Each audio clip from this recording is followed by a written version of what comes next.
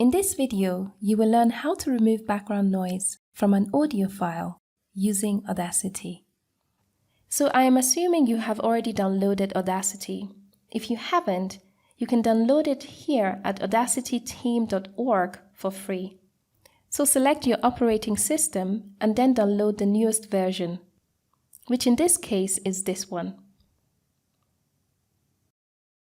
Alright, also please do not use the ready built-in laptop mic to record your audio.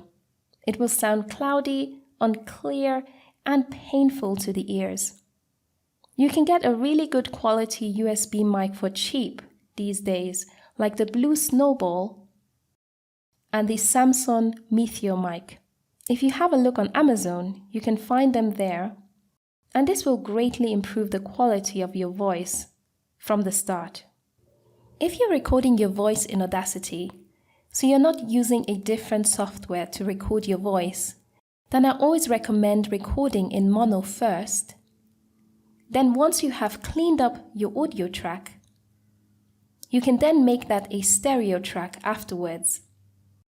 And that will ensure that your audio is playing from both sides, left and right, rather than coming out of one speaker or one side of the car, which you really don't want. So I'm going to import an audio which I recorded earlier using Audacity by clicking on File on the top left corner, then select Import. This is the audio file that I recorded using Audacity, so I'm going to select it and open it. You can see that this is a mono track, so the audio is only playing from one side at present. So let's play that back quickly. Paul had a purpose, and that is to plan and get ready for what is to come in the future. So background noise is really any sound other than the sound that you want to hear. For example, that static white noise that accompanies a lot of recordings. So first, I'm going to keep clicking on the zoom in tool until I am zoomed in enough to select a few seconds of just white noise, so that Audacity knows what to filter out. So I'm going to hold down the left part of my mouse and drag it towards the right to select at least 1 second of just white noise on my audio track. A quick recommendation is to leave about a half second prior to the audio starting to capture background noise, as you can see I've done here. So once you have done your selection, click on Effect, Noise Reduction, and then Get Noise Profile. Next, double-click on your audio track to select all of the audio track you want filtered. Then click on Effect again, Noise Reduction, and choose how much noise you want filtered out. I like to keep these settings as they are.